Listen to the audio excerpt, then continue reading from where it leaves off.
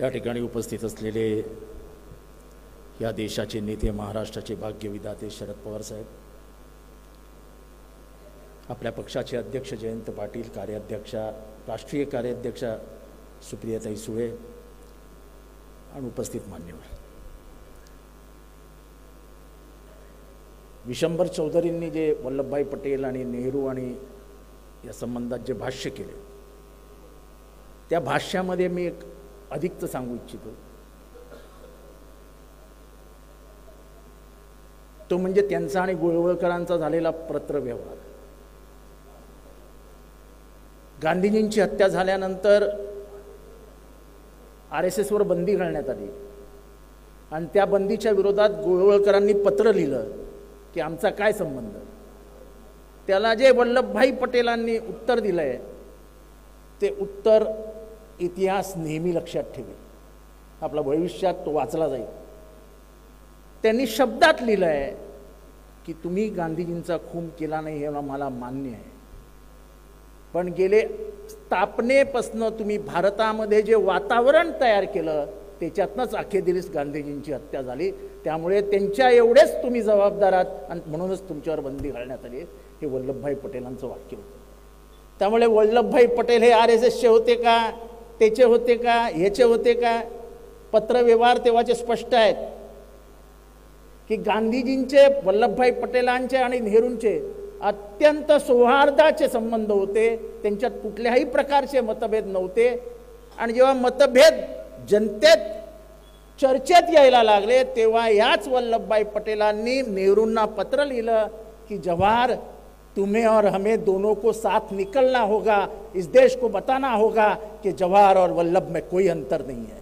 इतके महान नेते होते हो. आता जो वक्ता बोलून गेला की ते इस्रायलच्या बाबतीत काय झालं, मला एक भाषण आठवतं अटल बिहारी वाजपेयींचं. अटल बिहारी वाजपेयी आपल्या भाषणात म्हणाले होते कि मध्य पूर्व एशिया में जब तक इजराइल ने जो जमीन पे कब्जा किया है वो जब तक दी नहीं जाती कभी भी शांति नहीं आ सकती. हे कोणाचं भाषण आहे? अटल बिहारी वाजपेयी. म्हणजे आंतरराष्ट्रीय राजकारणाचा ज्यांना अभ्यास होता त्या प्रत्येकाला मान्य आहे की इस्रायलने बळकावलेली जमीन जोपर्यंत ते त्यांना स्वतः ते जे मालक आहेत त्यांना देत नाही तोपर्यंत शांती येऊ शकत नाही. आणि तसंच या देशाचं परराष्ट्र धोरण होतं. पहिल्यांदा नेहरूंनी ते मान्य केलं आणि नंतर सातत्याने आपण ते मान्य करत आलो. हे पहिलेच पंतप्रधान निघाले, उतावळे होऊन पहिल्याच दिवशी म्हणाले माझा इस्रायलला पाठिंबा आहे. 3 दिवसानंतर त्यांच्याच परराष्ट्र मंत्रालयाला घोषित करावं लागलं की आम्ही त्यांच्याबरोबर नाही, आम्ही पॅलेस्टाईन बरोबर आहे. जिथे अन्याय आहे, जिथे शोषण आहे, जिथे अत्याचार आहे, भारत त्याच्याबरोबर आहे. भारत नेल्सन मंडेला बरोबर होता. कारण का तर तिथे शोषण होतं. भारताची कायमची भूमिका ही गांधींची भूमिका. मला नेहमी आश्चर्य वाटतं की जगातला कुठलाही नेता आला की पहिल्यांदा तो जातो कुठे जातो? राजघाटावर. आज नथुरामाच्या यात्रा निघतायत. जागतिक स्तरावरती आपली किती बेइज्जती होत असेल आपल्याला त्याचं काहीच वाटत नाही.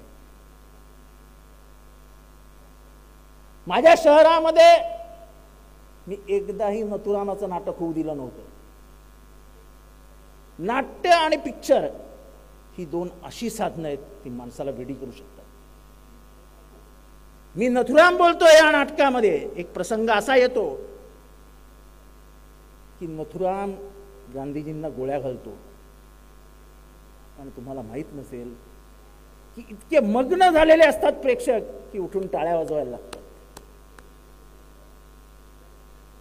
हे कसं शक्य आहे? आणि म्हणून जगभरामध्ये नथुरामाला मानणारी माणसं नाही आहेत, पण जगभरामध्ये आजही गांधीजींना मानणारी माणसं आहेत. कारण का शेवटी फिलॉसॉफी टिकते, अविचार टिकत नाहीत. हा जगाचा इतिहास आहे.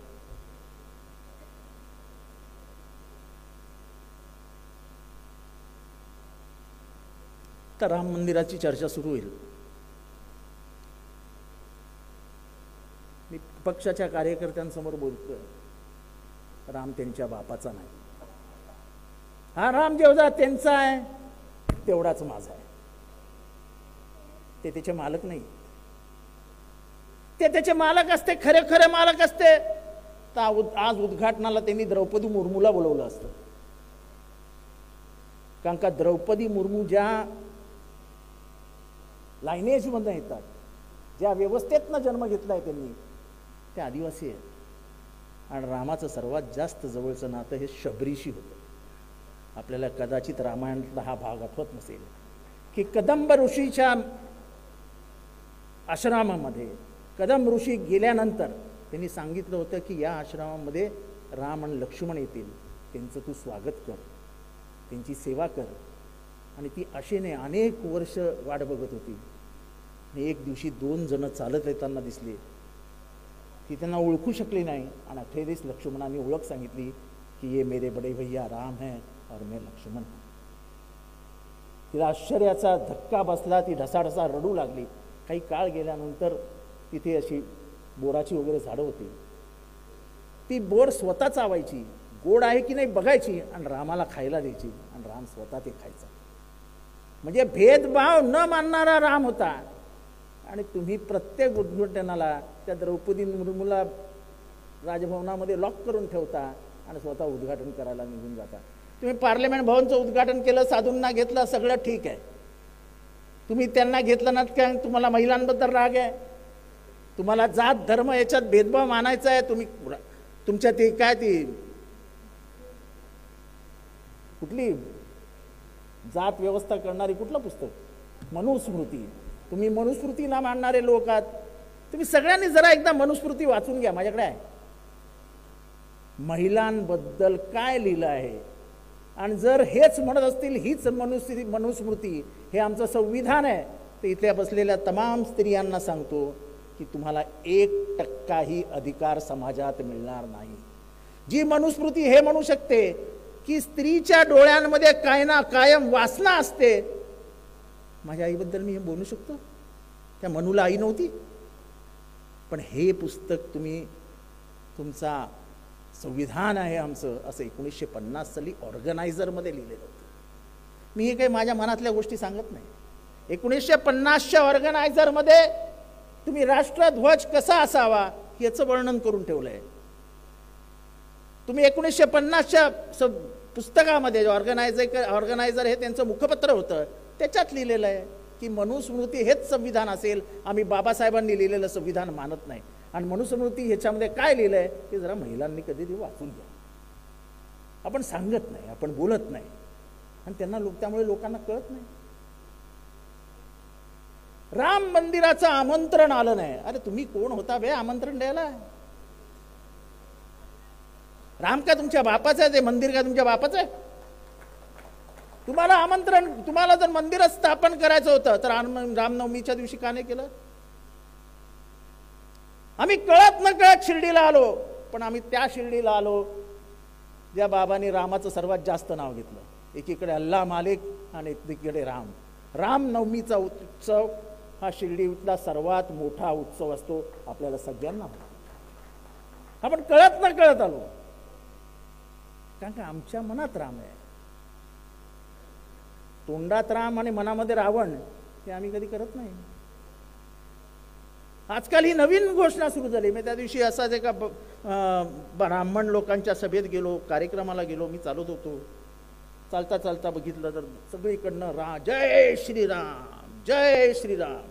मी वरती गेलो आणि म्हटलं शांत रहिये, आणि मीच ओरडलो जय श्रीराम.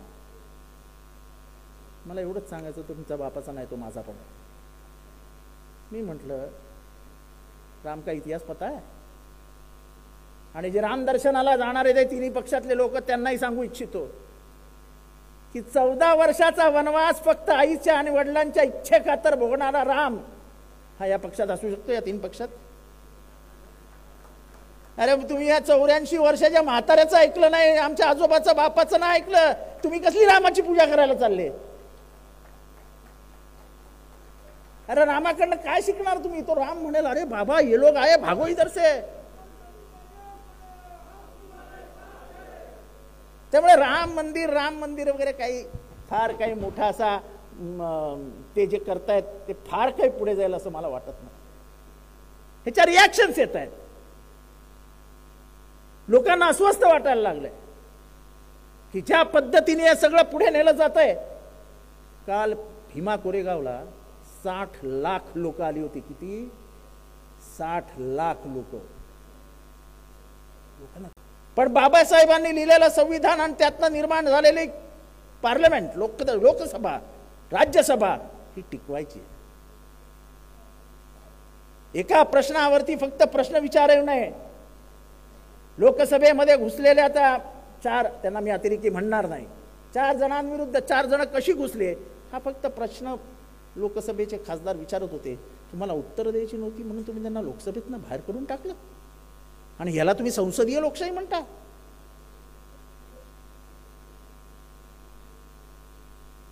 अगर सड़कें चुप हो गई तो संसद बेलगाम हो जाएगी. हा त्याच्यातला अर्थ आहे.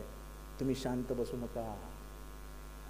मी एक साधा संबंध सांगतो. 24 तासातला तो जो कायदा येत होता ट्रक चालकांचा, 10 वर्ष कैद, हा राक्षसी कायदा होता. ट्रक चालकांनी आम्ही भारत बंद करू शकतो हे 2 तासात दाखवलं. अख्खा भारत घाबरला, सरकार घाबरलं, कायदा मागे घेतला की नाही. हा ही आंदोलनाची ताकद असते. आपण तेच विसरलोय. आपण इतके वर्ष सत्तेत राहिलोय की रस्त्यावर उतरतानाच आपल्याला लाज वाटते. मी कसं उतरायचं? शिबिराला जायचं, गाड्यांशी मी कसं जाऊ? अरे पवार साहेब सुद्धा युवक काँग्रेसचे अध्यक्ष होते. 1962 ते म्हणजे जवळजवळ 68 पर्यंत ते कार्यकर्त्यांच्या घरी झोपायचे. तुमचे आदर्श आहेत ना पवार साहेब? माझे तर आहेतच. आता आपल्याला रात्री शिर्डीमध्ये सुद्धा जेवण ठेवलंय ते नको असतं. आपल्याला धाब्यावर जावं लागतं. कार्यक्रम असतो ना राष्ट्रीय. 2 दिवस सुद्धा आपण थांबत नाही. ही खेदाची गोष्ट आहे. खरं तर कुठलीही राजकीय व्यवस्था ही आयडिओलॉजीवर चालते. देशात 2 आयडिओलॉजी असतात. प्रत्येक देशात आहेत. एक राईटिस्ट, एक लेफ्टिस्ट आणि एक सेंटर ऑफ द लेफ्ट.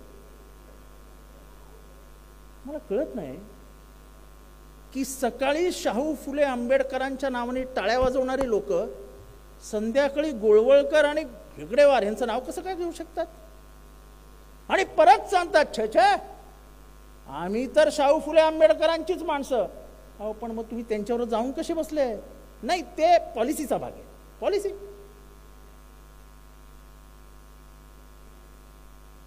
मग अजितदादा, माझा प्रश्न आहे तुम्हाला की 2019 साली तुम्ही गेले, तुमच्या मनात कुठली पॉलिसी होती? आणि आल्यानंतर परत उपमुख्यमंत्री झाले, ही कुठली पॉलिसी होती? मी माफी मागतो साहेबांची, तमाम इथे बसलेल्या शरद पवार प्रेमींची. पण 2019 बंड केल्यानंतर त्यांना उपमुख्यमंत्री पदी बसवणं ही राष्ट्रवादीची सर्वात मोठी चूक होती. कारण once a traitor is always a traitor. एकदा माणूस गद्दार असेलच तर त्याच्या मनात ते कायम असतं. आणि साहेबांची माफी मागून मी परत सांगतो की जिथे जिथे त्यांना संधी मिळाली तिथे तिथे त्यांनी साहेबांच्या जवळच्या माणसांचा अपमान केला. मी स्वतःच्या डोळ्यांनी बघितलेलं. अनेक कहाण्या मला माहिती आहेत. त्याच्यातली एक कहाणी दत्ता मेघेंची मी कधीतरी साहेबांना एकांतात सांगितली. साहेबांच्यावर मनापासून प्रेम करणारे कार्यकर्ते होते. मनापासून साहेबांपासून काहीच न लपवणारे कार्यकर्ते होते. त्यांना तोडलं कोणी? हे सगळं केलं कोणी? त्याचं एकमेव कारण होतं शरद पवारांच्या नंतर हे सगळं करणारे अजित पवार. मी खुल्ला बोलतो. मला काय त्यांच्याकडनं कधी काही मिळालेलं नाही, मी त्यांच्याकडनं काही घेतलेलं नाही आणि ह्याच्या पुढे तर माझ्या त्यांच्याकडे काही घ्यायचं पण नाही. आपल्याला काय परत जायचंच नाही. पण मी साहेबांना एवढीच विनंती करीन, साहेब परत वाटा बंद करा. ह्यांना परत आपल्या पक्षात घेऊ नका. काही गोष्टी स्पष्टपणाने कार्यकर्त्यांच्या मनातलं बोलायला मी इथे आलो आहे. जोपर्यंत ते पक्षात होतं तेपर्यंत आम्ही दादागिरी सहन केली, ती तुमच्यासाठी की तुम्ही चिडायला नको, तुम्हाला राग यायला नको. पण साहेब आता आमचा काय संबंध त्यांच्याशी? ते तुमच्यावर बोलतील, 1 मिनिटात त्यांना प्रत्युत्तर दिलं जाईल. ते तुमच्या वयावर बोलतात. दिलीप वळसे पाटील काय ते आंबेगाव ते विटी मॅरेथॉन धावणार आहेत का?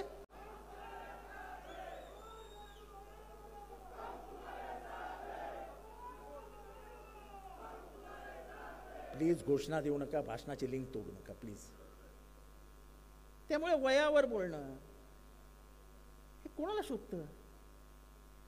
कोणीतरी बोलतोय 2 खासदार जे आहेत ते त्यांच्यामुळे निवडून आले. अहो ते कोणामुळे बनले?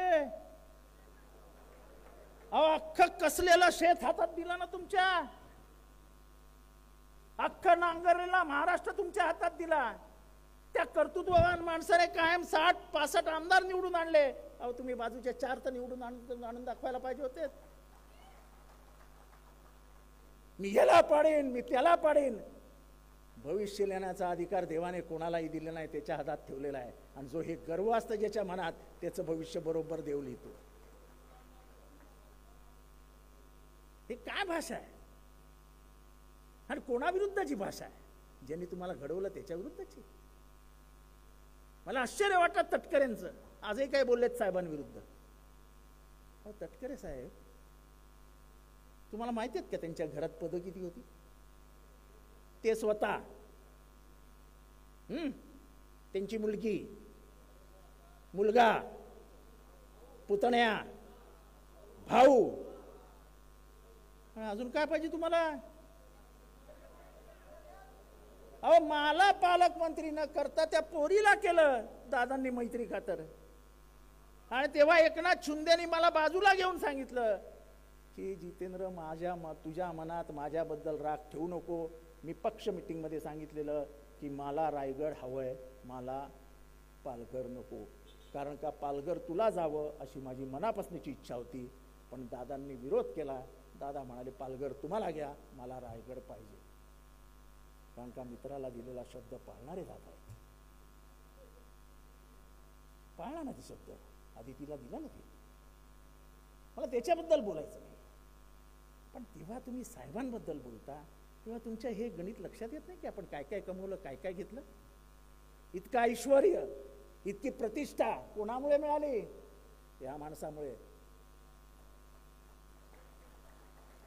प्रफुल्ल पटेल नाव घेऊन बोलतो, कोणी बोलणार नाही. मला काय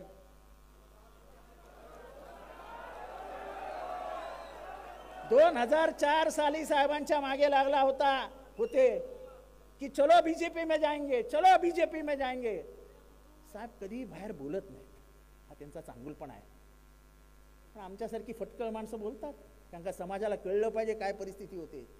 2014 नंतर 2019 पर्यंत या पक्षातले जे नेते तिथे गेलेत, तो प्रत्येक जण सांगायचा सकाळी येऊन, साहेब चला ना बीजेपीत जाऊया, साहेब चला ना बीजेपीत जाऊया. साहेब कधी जरी महिन्यात 2 महिन्यात जर मूडमध्ये असले तर सांगायचे, जितेंद्र ही माणसं तुमच्याबरोबर आहेत, तुम्ही कशाला लढणार तुमच्या या बीजेपी बरोबर. आणि त्याच्यातले एक सुनील तटकरे होते. तुमच्या मनात हे होतंच. 2019च्या बंडामध्ये जरी तुम्ही सर्व रोखला होतात तरी 2019च्या बंडामध्ये सर्वात मोठा आहात. अजित पवारांना वेगळ्या मार्गावर घेऊन जाणारं जर महाराष्ट्रात कोण असेल तर ते सुनील तटकरे आहेत. हे तुम्ही सगळ्यांनी लक्षात ठेवा.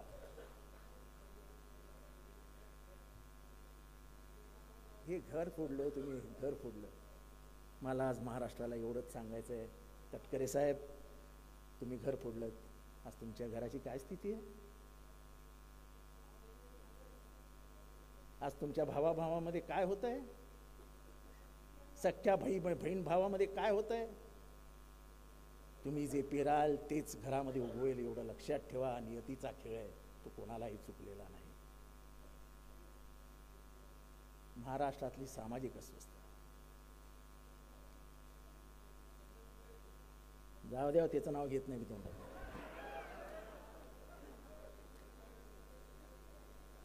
महाराष्ट्रामध्ये गेले 6 महिने अचानक सामाजिक अस्वस्थता तयार झाली. लोकसभा आणि विधानसभेच्या निवडणुका आल्या.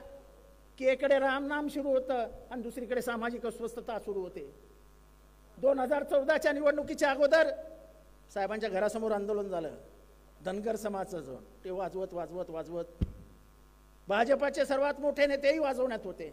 आणि आठवड्याभरात आरक्षण, ते बिचारे अजूनही धनगर आरक्षण शोधत आहेत. द्यायचं नाही कुणाला, पण इथे गुळ लावून ठेवायचा. गुळ दिसला की माणूस, सगळ्या समाजाशी एवढंच करतात. मराठा समाजाला आरक्षण देऊ शकत नाही हे त्यांना माहिती होतं. Constitutionally impossible. मला डिस्टर्ब करायला येऊ नका प्लीज. आणि भाषण बंद करायचं असेल तर तिथनंच सांगा, इथे येऊ नका सांगायला.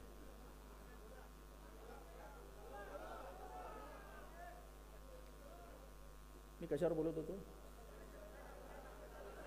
मराठा आरक्षण हे कॉन्स्टिट्युशनली आपण देऊ शकत नव्हतं हे मुख्यमंत्र्यांना माहित नव्हतं.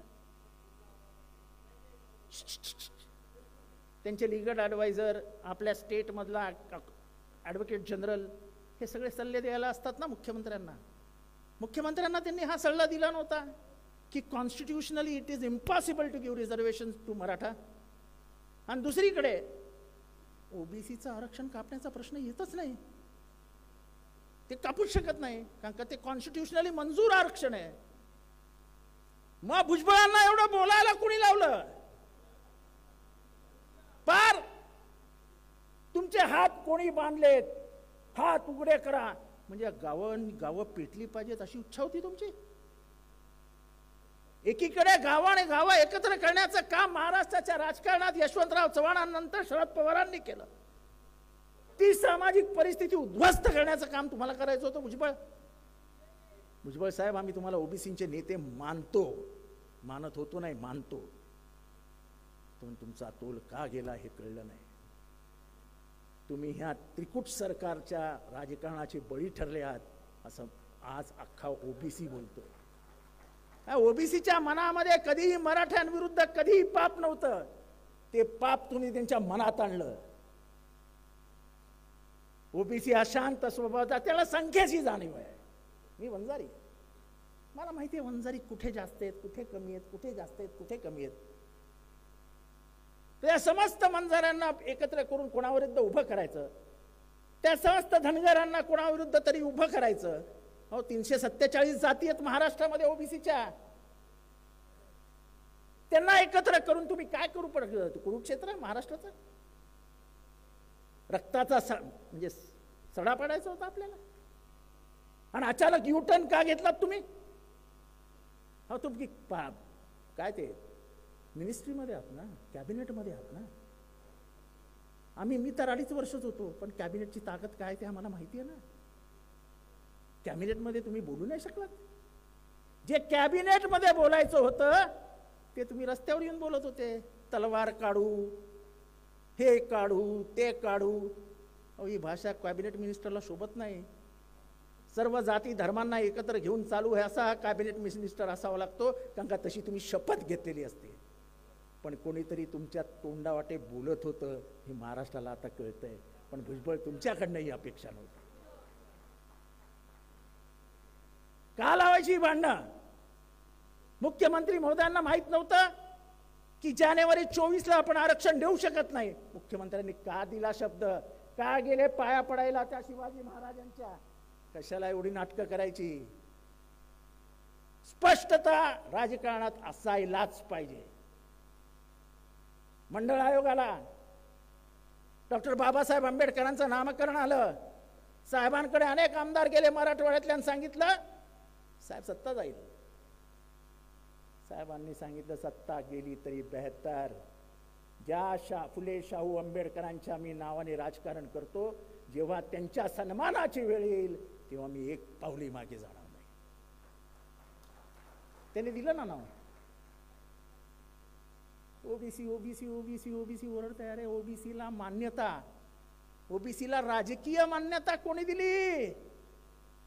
एका बंजाराला, एका वंजाराला, एका माळ्याला, एका धनगराला, एका मीठ विक्रेत्याला, आग्र्याला, कोळ्याला. पंचायत समितीमध्ये सभापती, जिल्हा परिषदेला सभापती, जिल्हा परिषदेचा अध्यक्ष कोणामुळे बनला? काय नाव आहे त्या माणसाचं? त्या माणसाचं नाव आहे शरद पवार. म्हणजे ओबीसीला महाराष्ट्रामध्ये न्याय देण्याचं आंबेडकरांनंतर काम कोणी केलं असेल तर ते शरद पवारांनी केलं. कारण का आंबेडकरांनी संविधानामध्ये 340व्या कलमान्वये ओबीसीला आरक्षण मिळालं पाहिजे हे लिहून ठेवलंय होतं. आणि त्यांचा आग्रह होता की जो सर्वात मागासलेला आहे, की ज्याचा कधी जनसामान्यांच्या प्रवाहाशी संबंधच आला नाही, तो ओबीसी आहे. म्हणजे तो क्षुद्र आहे. अच्छा, जे आता इथे पण खूप ओबीसी असतील. किती आहेत ओबीसी? हो, भरपूर आहे. हे स्वतःला क्षुद्र मानत नाहीत. आता हे ओबीसी आहेत. ओबीसी म्हणजे क्षुद्र. पण आम्ही क्षुद्र म्हणून घ्यायला आता आम्हाला लाज वाटते की नाही ताई? आपल्या लोकांना शूद्र नाही. आता शूद्र कसे आम्ही? आपण क्षुद्र आहोत. म्हणून बाबासाहेबांनी 340व्या कलमान्वये आपल्याला आरक्षण मिळालं पाहिजे ही स्पष्ट भूमिका काँग्रेस सरकारमध्ये घेतली होती. आणि जेव्हा नेहरूंनी ती नाकारली, त्यांनी राजीनाम्यामध्ये लिहून दिलं की तुम्ही माझ्या समाजाला आरक्षण दिलं, पण ज्या समाजाला खरंच आरक्षणाची गरज आहे त्याला न दिल्यामुळे मी हा राजीनामा तुमच्याकडे देतोय. त्याच्यानंतर कालेलकर कमिशन आलं, हे कमिशन आलं, ते कमिशन आलं. आपल्या नशिबाने जनता पार्टीच्या राज्यामध्ये मंडळ कमिशन आलं. मंडळ कमिशनचा अहवाल नेमका विश्वनाथ प्रताप सिंग जेव्हा पंतप्रधान होते तेव्हा आलं. आणि विश्वनाथ प्रताप सिंग यांनी मंडळ आयोगाला मान्यता दिली. आणि त्या मंडळ आयोगाचा अंमल कुठल्या राज्याने पहिल्यांदा केला असेल तर ते राज्य महाराष्ट्र होतं आणि त्यांचे मुख्यमंत्री पवार साहेब होते.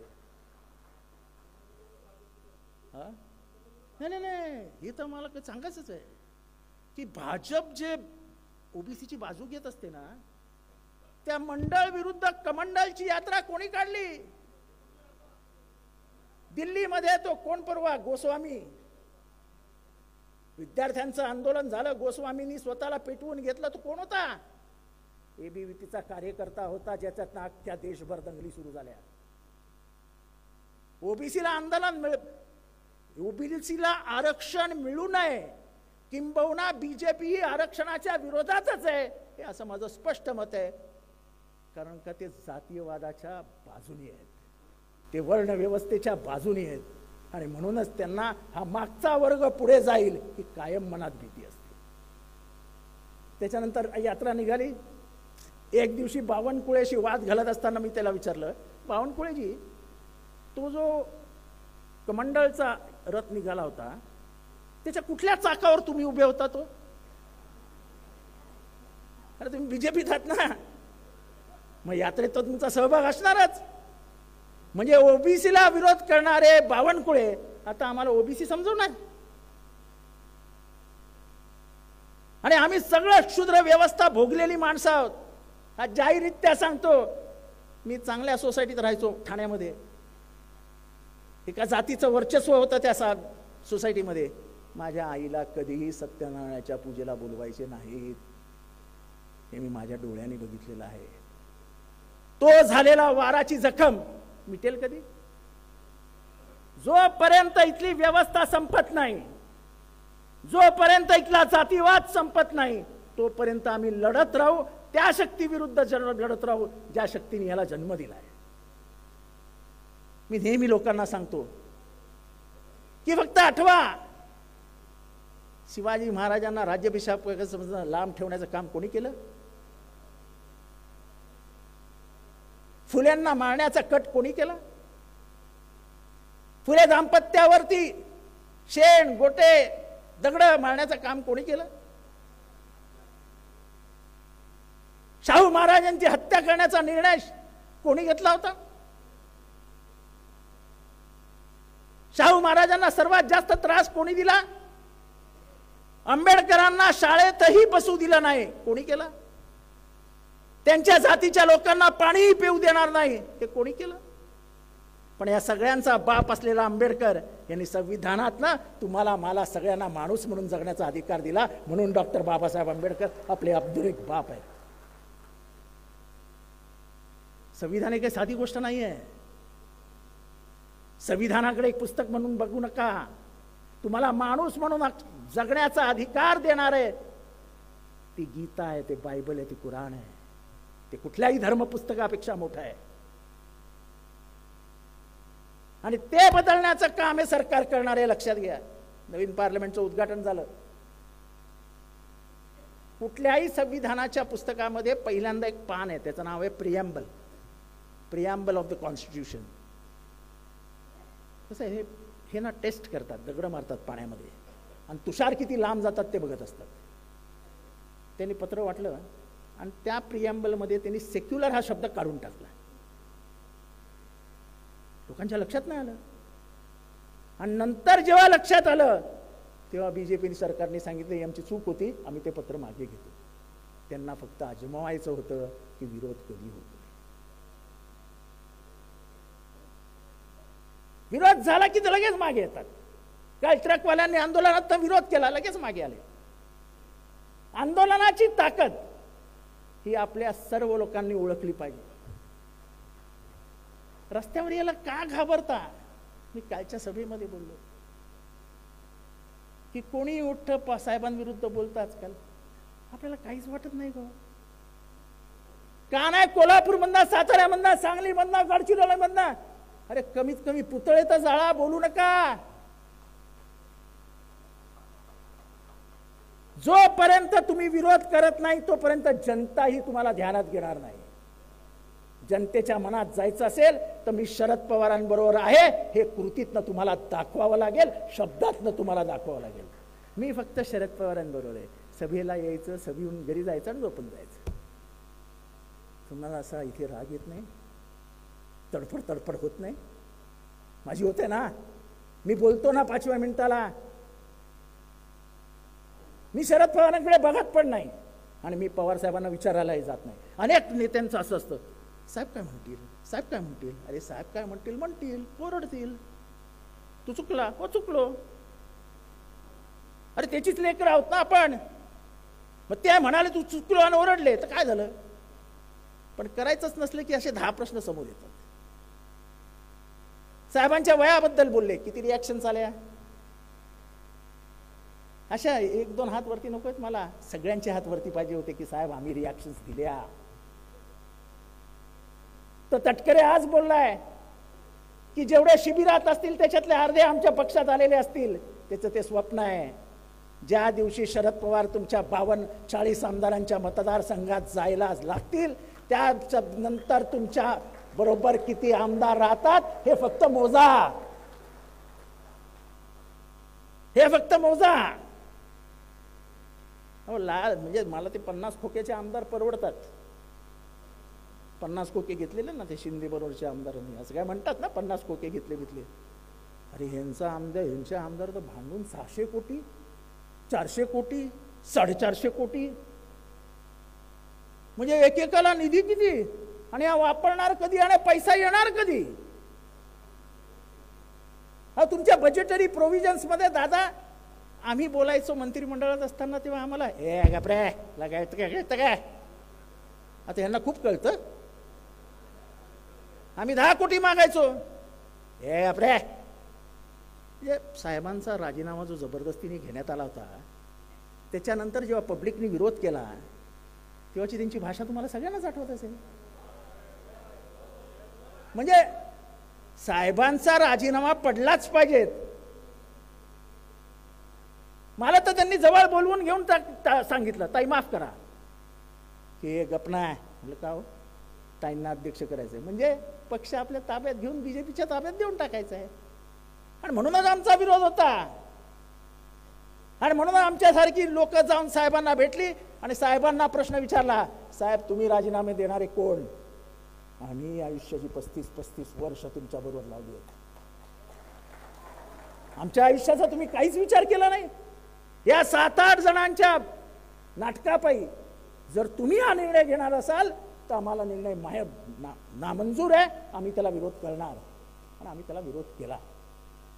नंतरची पुढची कहाणी सांगत नाही की आतमध्ये मीटिंगमध्ये काय झालं. पण हा राजीनामा रोखण्यात जर सर्वात मोठा वाटा कोणाचा असेल तर मी अभिमानाने सांगू शकतो की तो माझा होता. आणि म्हणून त्यांचा माझ्यावर प्रचंड राग आहे. मला त्याची काही फरकही पडत नाही, कारण त्यांच्याकडनं मी कधी काही घेतलेलं नाही आणि घ्यायचंही नाही. ते 50,000 रुपये देऊन भाषणाला आणलेली माणसं होती, जे आमदार झाले ते बोलतील. आपल्याला काय बोलायची गरज नाही. ते चित्र लावलेलं का रे, ते बाहेर जाणारे उद्योग.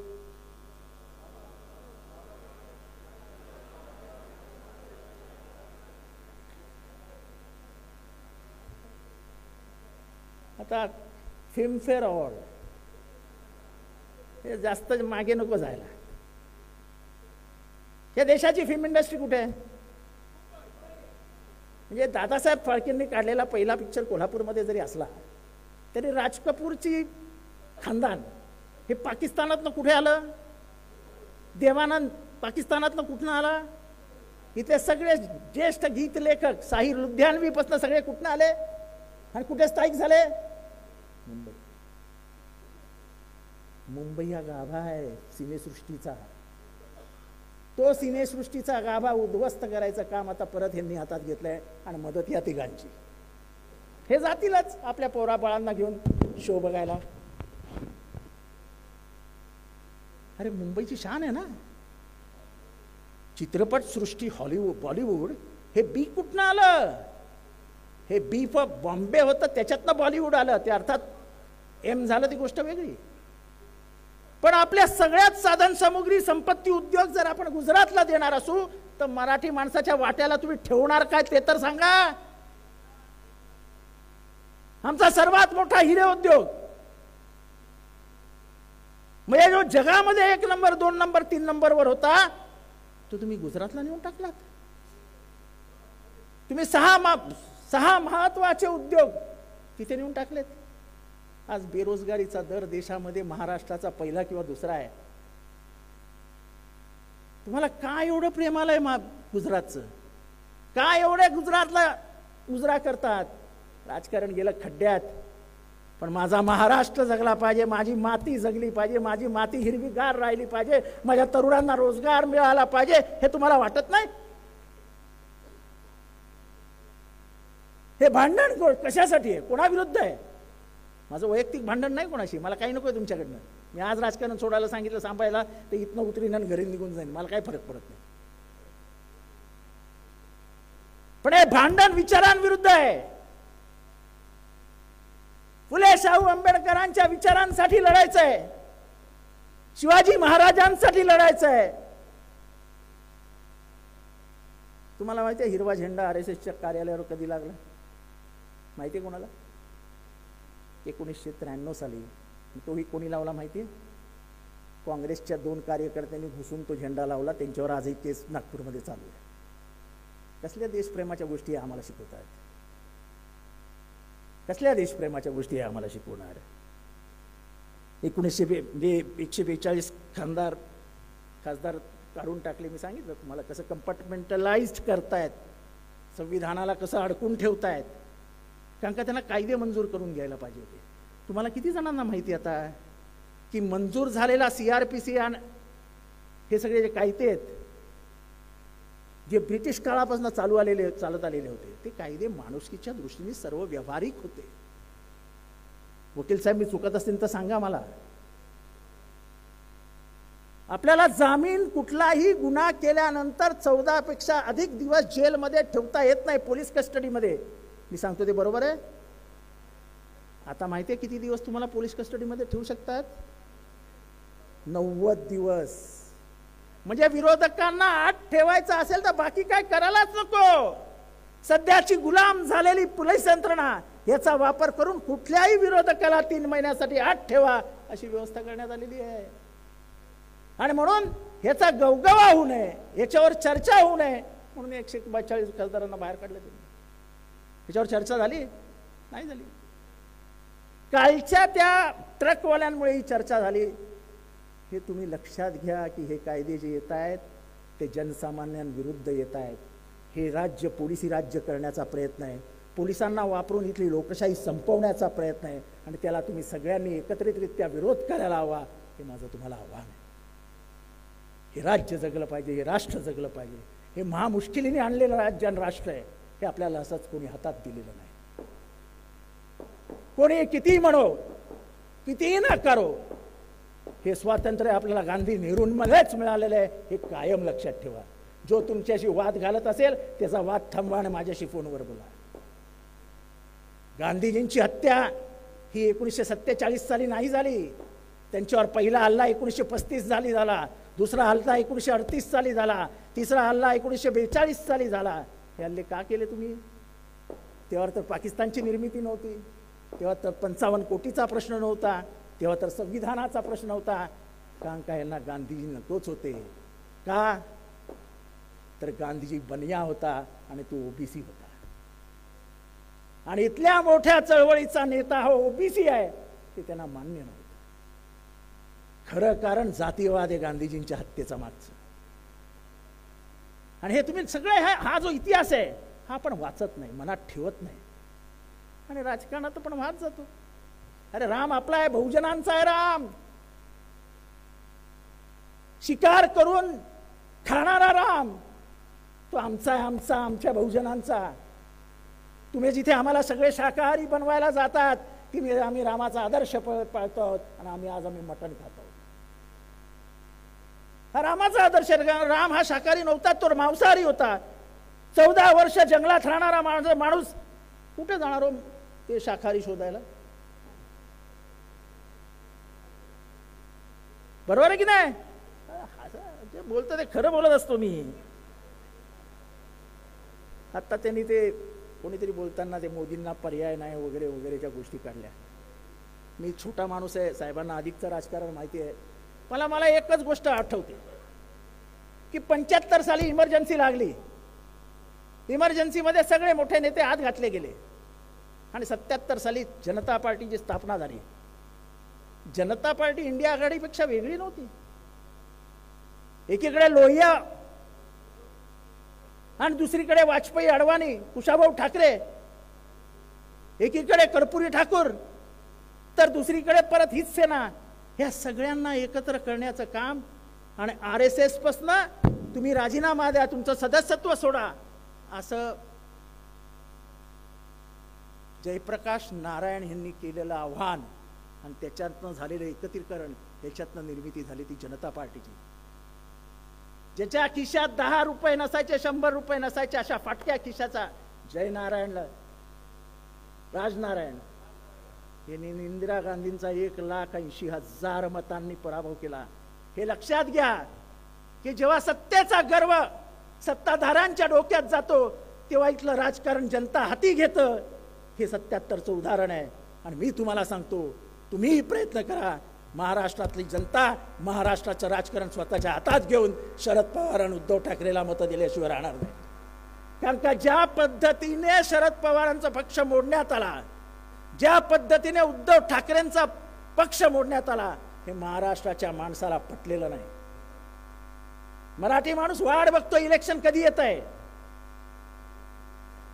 हे राजकारण जसं 77 साली जयप्रकाश यांच्या नेतृत्वाखाली देशाने हातात घेतलं होतं. संजय गांधींचा आम्ही तिथनं पराभव झाला, चांगल्या चांगल्या मान्यवरांचा पराभव झाला. हेमतीनंदन भोगुना अर्थात इथे होते, त्यांनीच पराभव केला.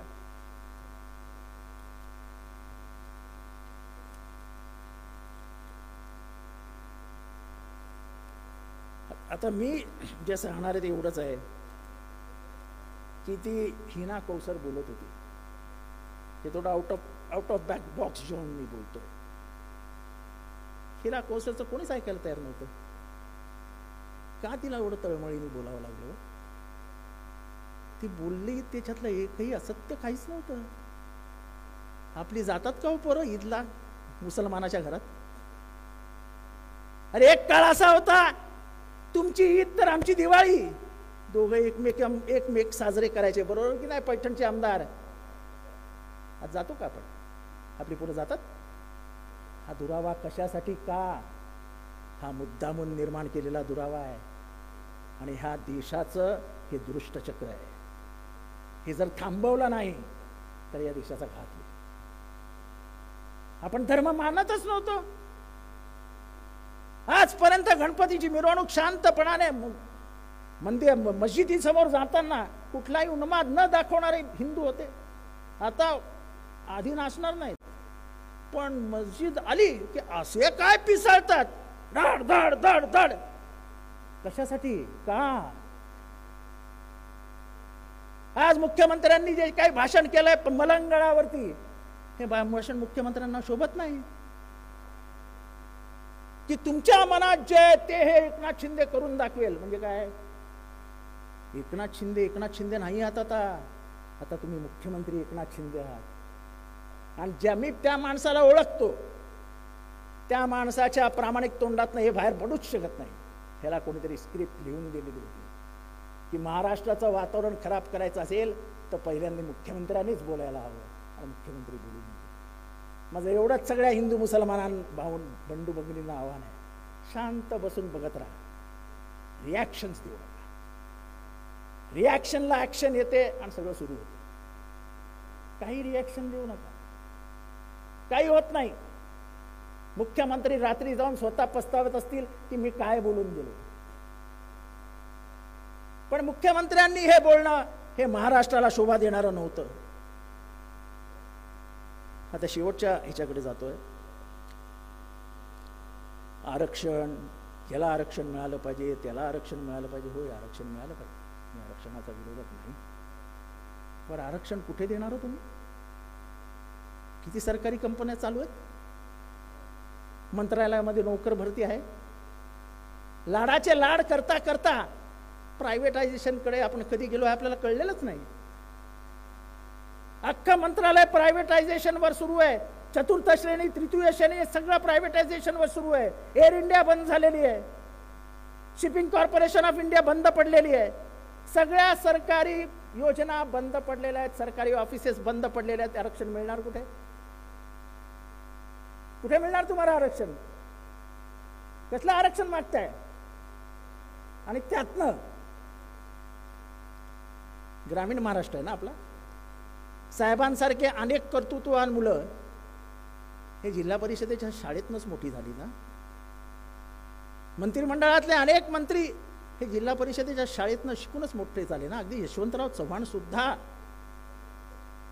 आता तुम्ही त्याच जिल्हा परिषदेच्या शाळा बंद करून त्याचं प्रायव्हेटायझेशन करायला जातात. त्या प्रायव्हेटायझेशन करत असताना त्याची फी परवडेल का माझ्या गरीब भागात राहणाऱ्या शेतकऱ्याच्या पोराला? तुम्ही 5 शाळांचं एकत्रीकरण करणार आहात म्हणजे करणार का? तो जो आधी 10 किलोमीटर चालत यायचा तो 15 किलोमीटर चालत येईल. म्हणजे त्याचं आयुष्य त्यांनी चालण्यातच वाया घालवायचं.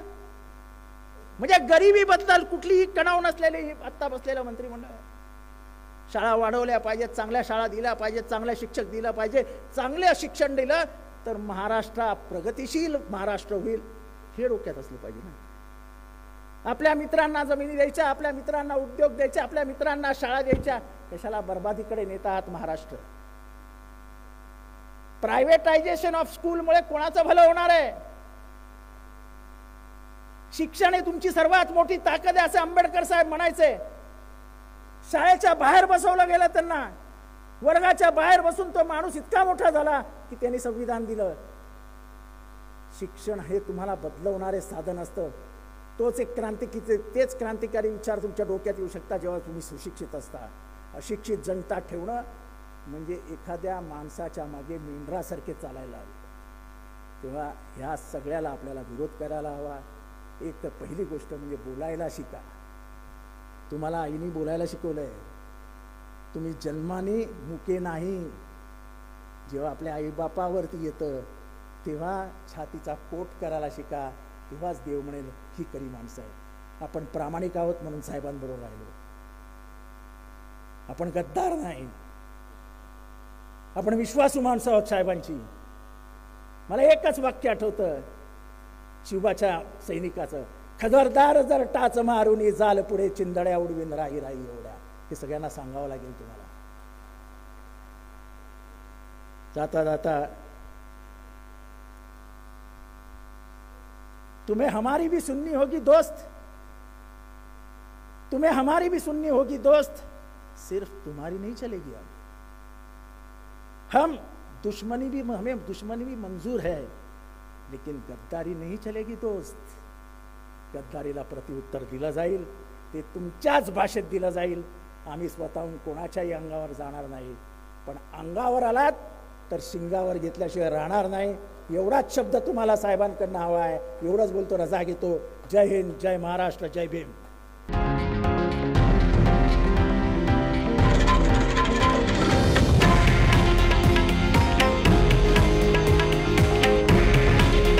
हे आहे देशातील नंबर 1 न्यूज नेटवर्क आणि आपण पाहत आहात TV9 मराठी. काळजी तुमची, हित महाराष्ट्राचं.